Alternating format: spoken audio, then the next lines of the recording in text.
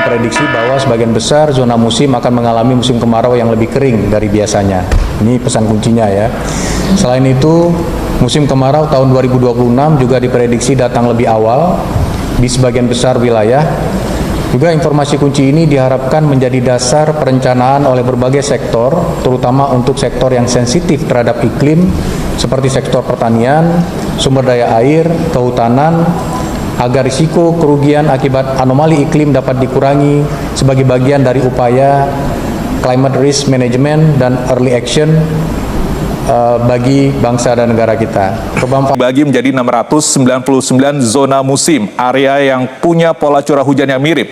Dari 699 zona itu, BMKG sudah menetapkan kapan masing-masing zona mulai kemarau.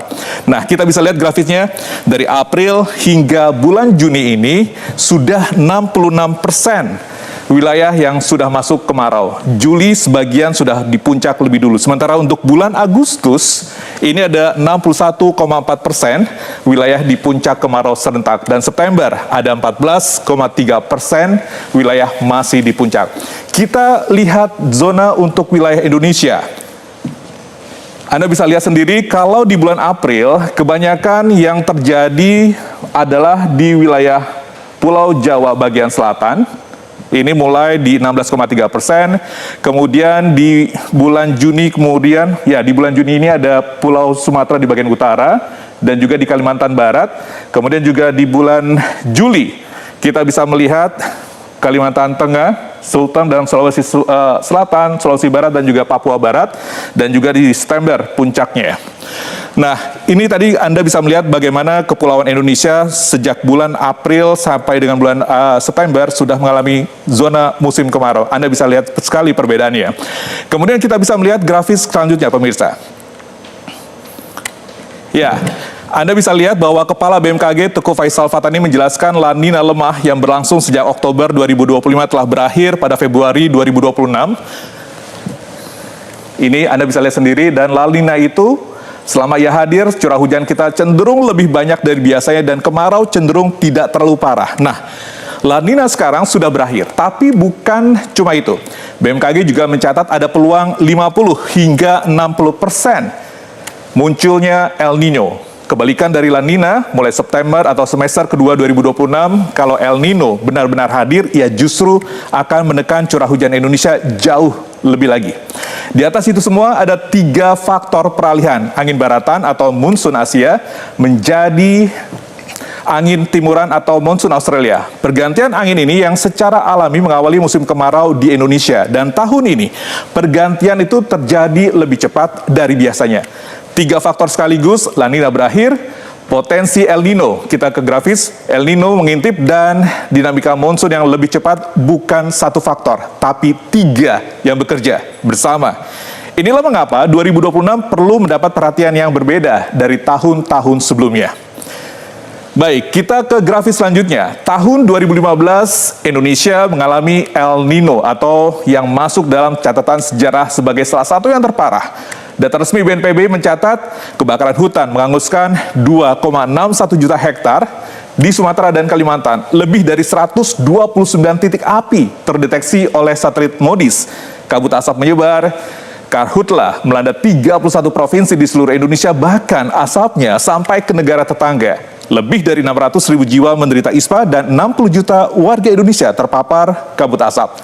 Hampir seperempat penduduk Indonesia yang terpapar kabut asap, dan sekolah tutup berbulan-bulan, penerbangan lumpuh, dan 24 orang meninggal dunia secara langsung akibat bencana ini.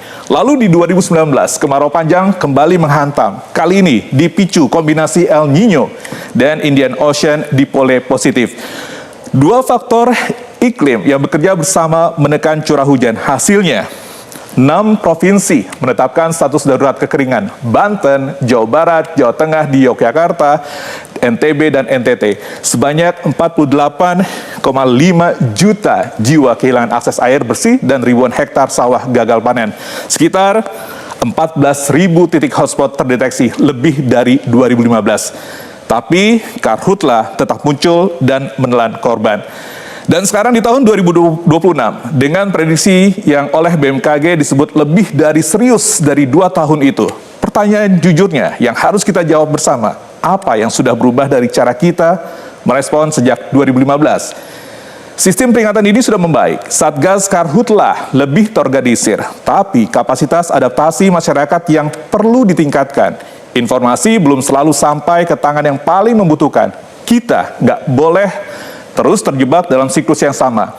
Bencana datang, kita respon. Bencana reda, kita lupa. Bencana datang lagi. Siklus itu harus diputus mulai dari sekarang. Kita melihat apa yang bisa kita lakukan, pemirsa. Kami bagi respon menjadi 4 lini pertahanan, yaitu ketersediaan air, waspada karhutla, penyesuaian pola tanah atau penyesuaian pola tanam, dan komunikasi resiko yang efektif. Masing-masing punya peran. Lini pertama, air, cek sumur, bak penampungan, jalur distribusi yang bocor, perbaiki sekarang, yang kurang tambah sekarang. Tampung air hujan, koordinasi dengan tetangga, jangan tunggu April. Lini kedua, Karhutla, Satgas, larangan bakar lahan, dan sistem deteksi hotspot harus aktif sebelum api pertama muncul, bukan sesudahnya. Untuk warga, jangan bakar sampah, jangan buka lahan dengan api. 1 titik api di musim kering bisa jadi bencana dalam hitungan jam. Kemudian juga lini ketiga, pola tanam. 3 hal untuk petani, pakai varietas tanah kering. Tanam lebih awal agar panen sebelum Agustus.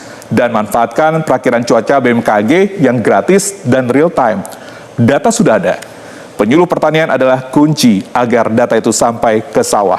Yang terakhir, komunikasi adalah informasi yang tepat harus sampai sebelum krisis tiba, bukan sesudahnya. TV, radio, media sosial, WhatsApp RT, bahkan sekalipun semua kanal berguna. 1 kalimat sederhana yang tepat sasaran bisa mencegah bencana yang jauh lebih besar.